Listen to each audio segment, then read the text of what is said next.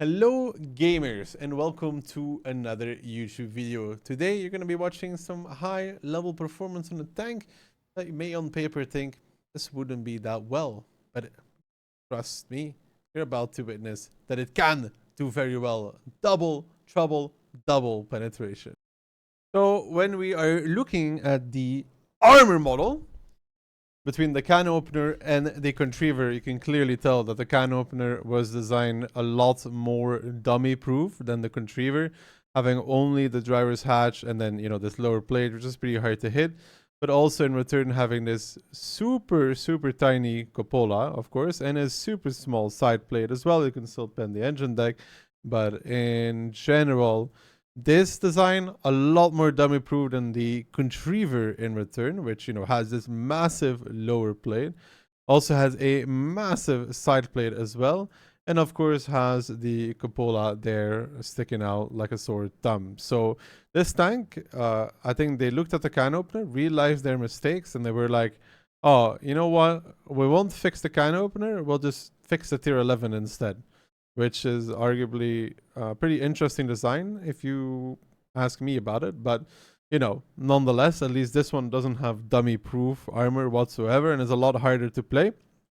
What this tank does get that the Cano doesn't quite get in the same way is the guns are extremely long, which allows you to use the gun to shield, as you can see here, against heat ammunition. Not only there, though, it also allows you to shield the guns on even terrain against the lower plate. This makes it a lot harder for opponents to be hitting your weak spots. And also, of course, it protects your cupola. The can opener also kind of has this, but the guns are not quite as long. It's not able to do that just as well.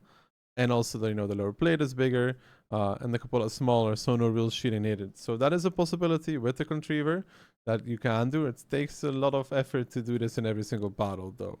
So in general, for the more casual player, it is a much harder experience. The Contriver has the added benefit over the can opener that it gets a much more accurate double. I mean, 200 meters is about the max distance you want to be doubling anyways. And we're shooting at kind of a tiny weak spot. But this double is a lot more accurate than the can opener. I mean, even the fact that we're kind of hitting this is already much better than the can opener. So, because this question will come up a lot, and it's a real question to ask as well, where does the Contriver make the difference compared to the can opener? Well, we already saw in the armor department that the can opener has a lot more dummy-proof armor than the Contriver. But in the gun department, the Contriver has something that the can opener doesn't. The Contriver has a way more reliable double, as in the shells go way closer or feel to be going way closer to the center, reliably hitting on even slightly longer distances than normally the can opener would. And you will see that the spreading of the shells here around the center dot is pretty good. Of course, we're still shooting at 170 meters against the Dakillzor lower plate, so not the largest of surface area to ever go for either. But you can see that the shells are actually, honestly, pretty close to it altogether. In terms of grouping. And again, you wouldn't really be using it normally on this distance anyways, but this is just to show off the reliability of this gun with the double, which you'll also see in the future replays that you're going to watch. But that is basically, the ability of this tank. A better gun compared to the can opener, but in return it has worse armor. But you can see the double here pretty effective at dealing with this Dakillzor, just as a showing off like how good this double really is, because again, this double is really one you want to use mainly on close range. So now when we compare this to the can opener in exactly the same conditions, the same equipment, the same fully skilled crew, and the same distance and the same tank we're going to be shooting at, you're going to see that the can openers double, even though I will be hitting shells. In general, the shells seem to be going a lot wider, dispersed amongst the reticle, than in return the Contriver. You can see those are already pretty high. Well, with the Contriver, got a lot better grouping. so to say. Again, both of these guns should be using mainly on 100 meters or less, the double. But it's just to showcase like just the difference in reliability between the two. Of course, then, you know, the can opener decides to go absolutely insane and hit that double. It's not the last one it's going to hit as well. But you can also see that the shells in general seem to be going a little bit everywhere with the can opener. Not really reliable whatsoever. However, of course, it's still hitting some, but even that really far to the bottom right. And then the can opener really decided to go full Super Saiyan. And in the next one, not after this, you can see the grouping there also pretty bad. After this, you can see that now it decides to miss once more. But the next 3 doubles, it will all hit them consecutively. No, not after that either. So yeah, it takes a while, but at some point it starts kicking in, hits that double, will hit the next one as well, and the one after. Which is, you know, like, of course, pure RNG, but you can see that in general, the dispersion feels a lot worse than the Contriver. Like, sure, I hit 3 in a row, but the reliability in general, just not there. So, let's repeat what we already said about the Contriver in the introduction. So, this tank, honestly, was surprisingly good after playing and marking it. But it is a lot harder to play than the can opener, of course. Due to this tank having actual weak spots to shoot at, unlike the can opener. But I do feel that once you get used to this tank, it can be a higher performer, especially with those doubles. I think this tank generated about 8 10Ks and like 70 battles for me, which is a very good number. But that's also mainly down to the double just being very potent. Anyways, Airfield battle number 1. We got shot on the crossing here on the side. And the Cupola's hidden, which is something you're going to have to pay attention to when playing the Contriver, is to try and hide your cupola, whether it is with the rain, whether it is with your gun. But you'll see in this battle, the gun very reliable. The worst part about this gun is honestly the gun sound. It sounds like a pea shooter. Absolutely do not like it whatsoever. When playing with this, it really sounds like you have an underwhelming gun, even though in reality you have a 450 328 penetration gun, right? But it sounds like you're playing a T-44, you know? I don't know. It's pretty weird to me because of that. Like, it really sounds super quiet in terms of, you know, power. It doesn't feel like the tank is very powerful. But yeah, on this side of Airfield, we always go inside of the tunnel simply because this side has the OP Imba position where I'm at right now. It's completely imbalanced altogether. How this position made it through testing this way, I have no clue. But then again, you know, I don't have a clue how the Dravek made it through testing, how the Type 5 made it through testing, how, you know, a lot of things make it through testing. So we shouldn't be surprised that there's this position on the airfield which is completely broken for one side, while the other side can't really do much against it. There's a hold down, you can hide in there. Yeah, there's a lot of things. But in this battle, you're going to see a lot of doubles as well. You see, we aimed at, we scored at 900, and that's really what you are close range, though. You can see here also I'm shielding the gun with my lower plate with my double barrel, trying to hide it. He did shoot for the cupola at the end and misses that, but it's a harder shot for him to try and go for the cupola than it is for him to shoot my lower plate. So we're looking for some gun depression here. Can't really find it. Going a little bit more sideways, and we find the kill on the T803. So that is 3.5k damage, pretty effectively, only losing about 400 of our own HP, and we peek and we spot the 183 and we spot an AV. And now again, this consistency that we talked about earlier will be shown. Look at that, just quickly, bam, missing the gorilla with the double. Consistency like I'm talking about. Of course you want the tank to be sideways when shooting at it with the double, but again, this is past the like advised range of usage, which is about, you know, 100-150 meters. However, the coming up one does not miss, goes straight into his guns. I think one of them didn't penetrate, though I'm not sure about that, because it only did 845 with like about 500 alpha, I think 550, which is 1100 if both shells pen. But however, it's not a problem. Peek out, do it once more, 955, put him in the grave. And this is something the can opener cannot do, normally speaking. The double's really just not good enough for that, not consistent enough to hit those over and over again. And I'm not quite done just yet. Just when you thought I was out, I come back in, another double, 6,666 damage at this point. And that's the beauty, of course, of utilizing the double as well, because this tank has way more weak spots than the can opener. If you're able to cosplay a 900 alpha heavy, you have to expose a lot less. That is just the way it is. That's the way it goes. Trying to shoot the roof there of the IS-7. Or as low caliber as the gun sounds, it can still be pretty iffy and whiffy. Not super reliable. Does like to disperse itself within the circle still in quite a decent manner. Low roll there, 420. Not a problem. Also gotta remember when you play this tank, you cannot just switch to HE. You gotta load the shell fully. Then you intuition, because they did some stuff to fix the bugs that were with the double barrel line in the beginning. That was one of the solutions, if I'm not mistaken. So just like that, 7k damage. We check first. The 183 is no longer there.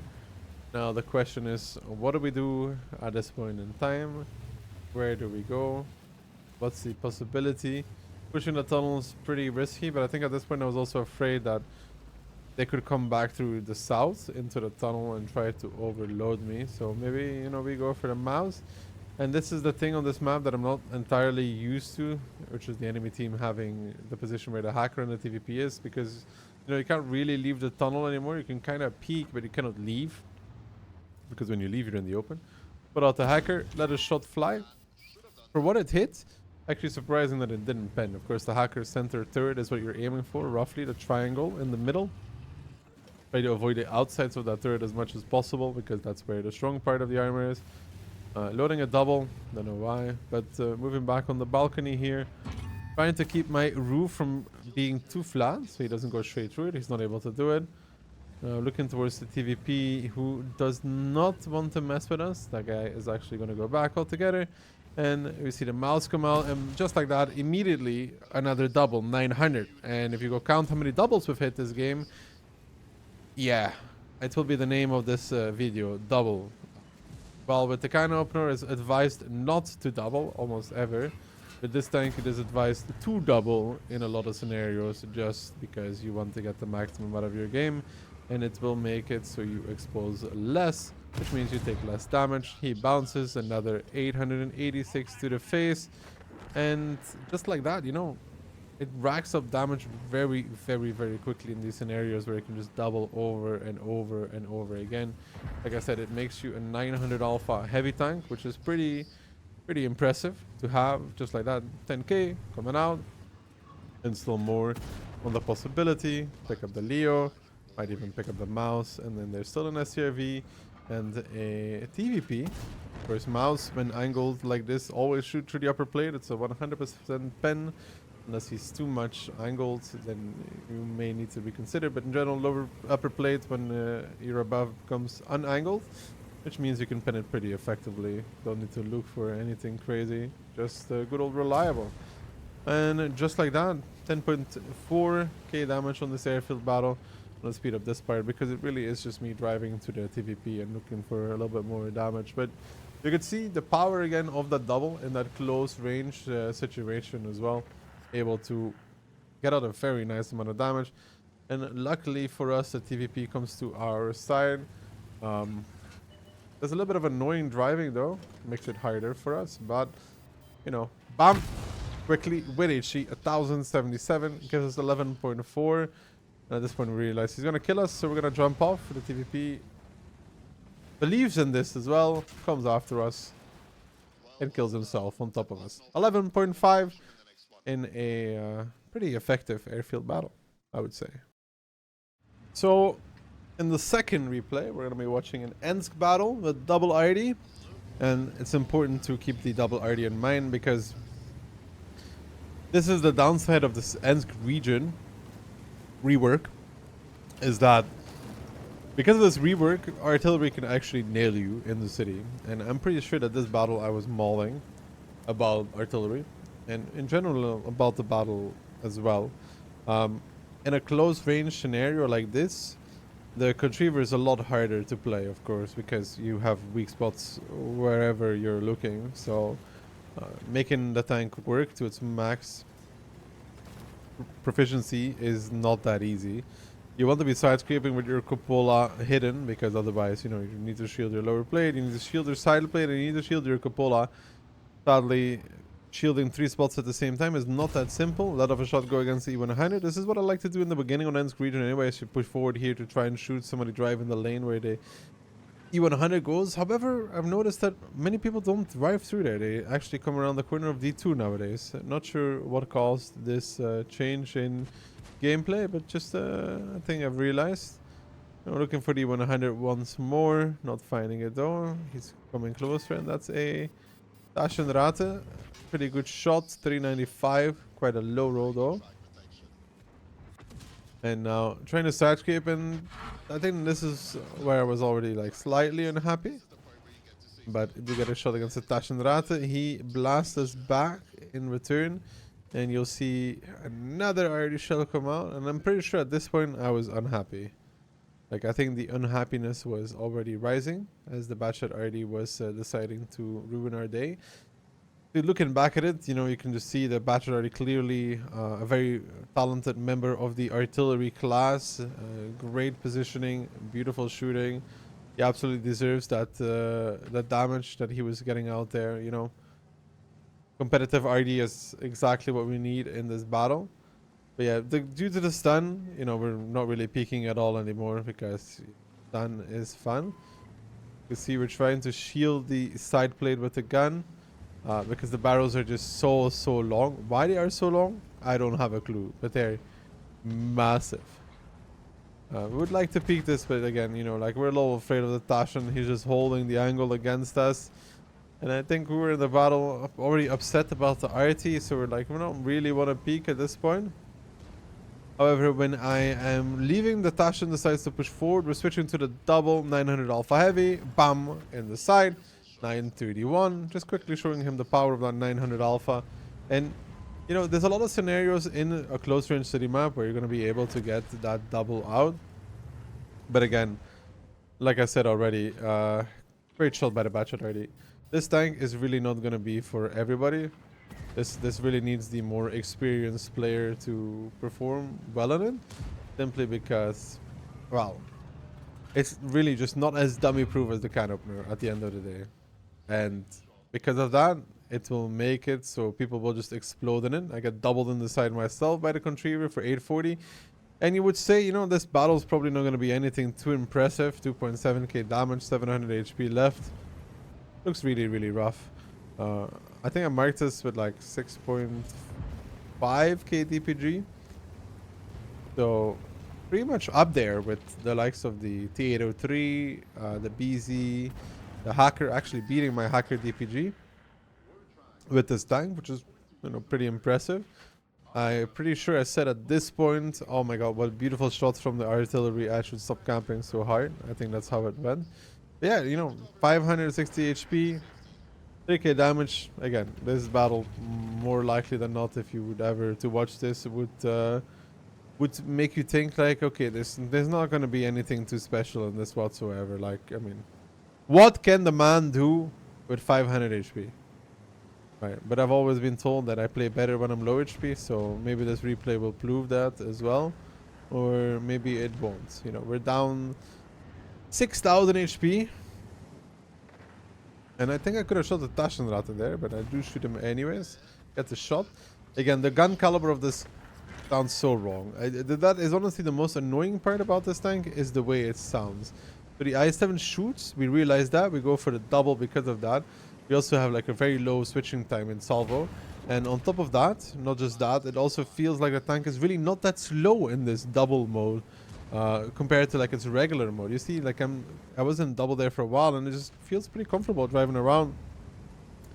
But here we will cosplay the power of this tank, that even with low HP you can get some very good stuff out of a battle, simply because, well, I did 877 to the Taschenrate, and then I did 956 to the IS-7.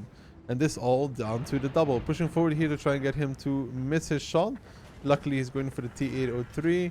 Gonna put a double in his ass, 922. And just like that, you know, in a very, very short sequence of events, right, we do 3k damage. And that's those 3 doubles that we hit consecutively. against the enemy team. And, you know, we see the gorilla on our side. We decide to start backing off. The enemy team is coming to surround us. Leopard 120 gets spotted out. See the gorilla, want to shoot him, won't shoot him. Leopard 120 peeking.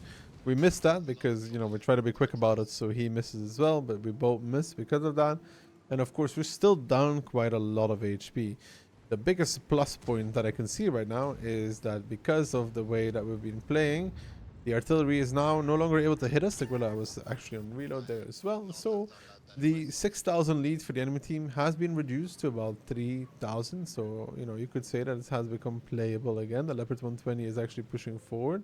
And the 261 decides to take the remainder of our HP. We'll put the Leopard 120 down. Sadly, not a full HP damage shot. And again, this 261 has played a marvelous game of World of Tanks. He's done absolutely a tremendous job in this battle. If you look at my hit log, you can clearly see that, you know, that 261 and that Bachelor already are true Dr. Nick's stands even. They're doing a really good job at making sure that absolutely nobody in this battle is having any somewhat enjoyable experience. But, you know, it's fine. You know, 2 people's fun is worth the other 13 suffering.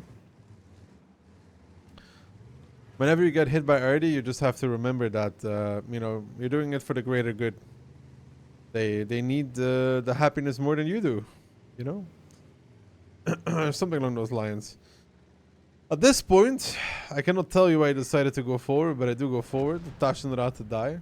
I can actually not tell you what was the decision making to go forward. I just decided to do it and went with it. I think it was to try and go safe from RD, but, you know. What safety? What safety is there? I think here we're also realizing, like, maybe we're a little bit too close. Like, what do we do from here? Our Leopard 120 is luckily coming back. He carries all the HP.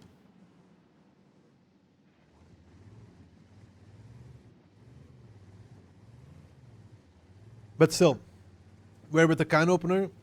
Name of the game is Do Not Double. Name of the game here is Double Trouble. The double will save you from bad games. It will save you in many scenarios, and it saves you from bad peaks. I got spotted here. I think I was wondering what spotted me. I decided to go into the corner to hide from artillery. The STRB bounces on us. And at this point, I don't think I double him. I think I go for the regular shot. I do go for the regular shot. Give him 469 in the lower plate. And here is the double coming in clutch again. Look at the shot. Bam! Just like that. 1,003. Not a 900 alpha heavy. A 1,000 alpha heavy. What a beautiful double, actually. You know, both of them going really straight into the target. A T100 opting not to come and kill us. Which is pretty interesting. I mean, he could have pushed us, but he opted not to do that. And we see him go towards our outside.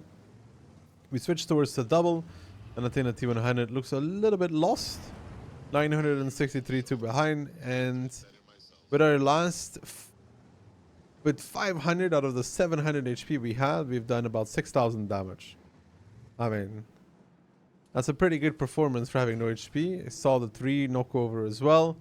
Not even cheating. Just saw the 3. And I think that we're going to go hold the angle against the Sakal because of it. But yeah, this has been a very good recovery. A little bit lucky there against the Shakal. I wasn't very ready, even though I knew he was there. But we do pick him up. So now it's an STRV, a T100, and double artillery versus Yak Panzer enemy. And I think at this point I said, if I'm going to die, I'm going to die killing the RDs. If I'm going to die, I'm going to die killing the RDs.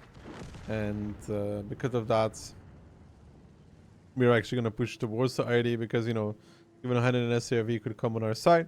We can speed this up a little bit because nothing is going to happen here. We're just driving through the city towards the artillery, deciding if we want to load AP or APCR. But with 450 alpha, I'm not going to kill them in one shot. I spot out one of the RDs.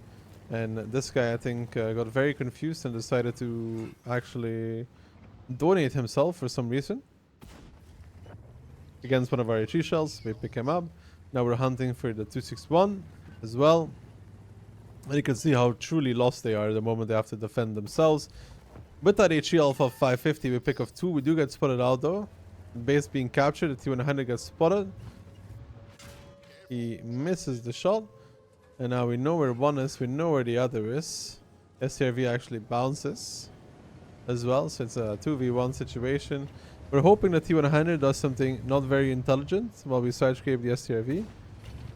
We do get the cap reset as well. Quick side scrape. T100 behind us. And, you know, honestly, normally this is an unwinnable game. You cannot normally win against the light that has advantage of camo, view range, and position on the map to outplay you. We should always lose this game. We try to make a shot here, but it's almost impossible to defeat the light. You need the light to make a major failure, which, I mean, it's very, very hard for the light to make such a big mistake that he actually ends up